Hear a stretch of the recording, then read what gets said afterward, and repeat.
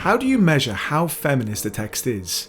Well, I guess it depends on who you ask. If you were to ask the late feminist thinker Bell Hooks, the answer would likely be along the lines of anything that attempts to dismantle patriarchal culture. Your commander-in-chief has issued a direct order. Do it! So a good example here would be Little Women, a young female writer who shows us that you don't need to conform to society's expectation of becoming a loyal wife, and you can be just as successful as a man. Teddy, I don't believe I will ever marry. We'll overlook the fact that her sisters do this. If you were to ask Judith Butler, linked to the full video up here, she'd likely say a feminist film is one that offers diverse representations of gender roles that don't adhere to binary stereotypes. So I guess that makes Cyberpunk 2077 a feminist text, because it allows players to select any combination of gender and sex. No, I don't want to see that. I don't want to see that. And doesn't differentiate the gameplay experience at all based on who you play. Well, in this video, we're taking a look at another measure of feminism, whose origins go back to a 1980s lesbian comic strip. Seriously. So you might have already heard of the Bechdel Test, since it's become a popular area of feminist discourse online, but you might not know where it comes from or how to use it. But before we dig deeper, and at the end of this video take a look at some surprising films that fail the test, here's a quick mention to today's sponsor, Skillshare. Skillshare is an online community of creatives, filmmakers, bakers, artists, musicians, animators, all offering their expertise online. My wife and I recently took a course called Plants at Home by Christopher Griffin, which covered assessing your space, finding suitable plants, and easy plant care.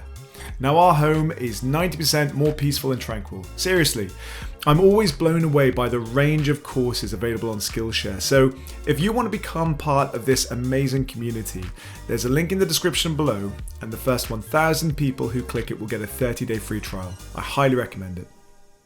So the Bechdel Test is named after the American cartoonist Alison Bechdel. Her strip, which ran from 1983 to 2008, followed the lives of a group of lesbian characters, often offering satirical commentary on society. A 1985 strip called The Rule saw two characters deciding what film to watch, when one declares they have a strict criteria of 3 which a film needs to meet before they'll watch it. So, the first criteria of the Bechdel test is that it must have at least 2 female characters. Second, they need to talk to each other. And finally, they need to talk about something other than men. We will stand on principle, or we will not stand at all. Now, clearly this test started out as a tongue-in-cheek jab at the number of films, certainly in the 80s, that would fail such a test, and also highlights the absurdity of so many female characters in films whose only purpose is to highlight or glorify the actions of the male characters. But as time went on, the test entered popular discourse, and by the 21st century, it's now actively used as a measure of the diversity of representations in a media text. Morty, do you know what the Bechdel Test is? The what? For God's sake, Morty, the formula for measuring female agency in a story proposed by lesbian cartoonist Allison. What the hell are they teaching you in that school? So, let's take a look at it more practically, since if you apply the test literally, it seems bonkers. And many films that certainly aren't in any way feminist would likely pass. Our first case study will be Once Upon a Time in Hollywood by Quentin Tarantino, a film that appears to earn a pass, according to BechdelTest.com, but one that I think should fail. Firstly, there are definitely more than 2 female characters. Obviously, there's Sharon Tate, played by Margot Robbie. And we also have the women who live on the ranch. And moving on to the second test, there is a conversation between some of the women. Take, for example, the conversation between Sharon and the ticket booth girl when they discuss her appearance in a film they're showing. This film seems to earn a pass, but I'm not sure it warrants it, and illustrates why we might need to tweak the Bechdel test in the 21st century, when the passive role of women in films might be a bit harder to spot. The first criteria states that there needs to be more than 2 female characters, but how significant should they be? If we look at the marketing for the movie, there's no question that the leading stars for this film are DiCaprio, Pitt, and Margot Robbie, supposedly in equal measure. But Robbie's parts aren't really as narratively significant as the other 2. Her role seems to be purely to juxtapose someone on the rise in Hollywood with someone on the decline, DiCaprio's character. So whenever we see her, she's basically just living her life carefree, not really progressing the narrative. Another female character in the film is Margaret Qualley, who plays as Pussycat, so it definitely passes, but I'd actually say the character Pussycat has more significant impact on the narrative than Sharon Tate, as she's the link between the main male leads and Charlie Manson, who orchestrates the bloody finale. So my point here is, yes, a film may have more than 2 female characters, but perhaps also question how significant are they to the narrative.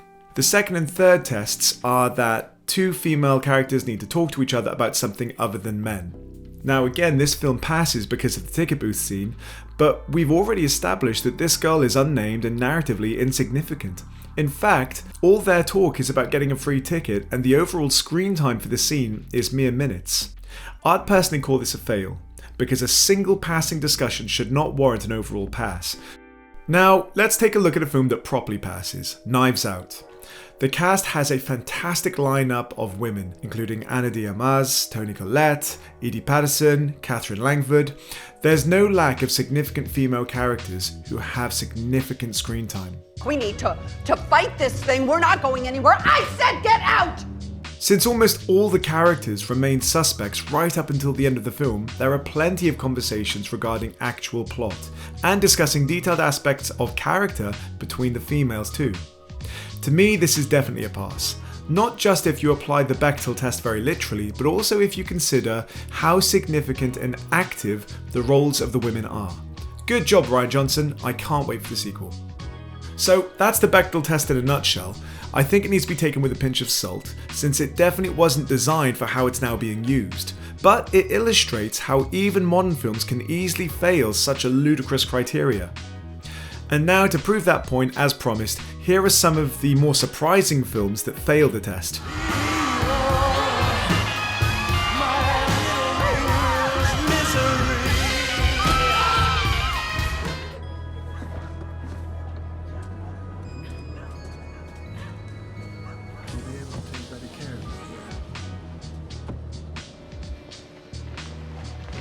Well, you look nervous. Is it the scars? You want to know how I got them? I don't know, a Negroni? A what? I'm kidding. No man can kill me. Die now.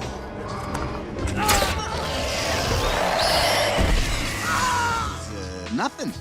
What do you say I get someone else to watch the sheep tonight? Hell yeah. Remember, I'm just a couple of blocks away. As always, thanks very much for watching, and I'll see you next time.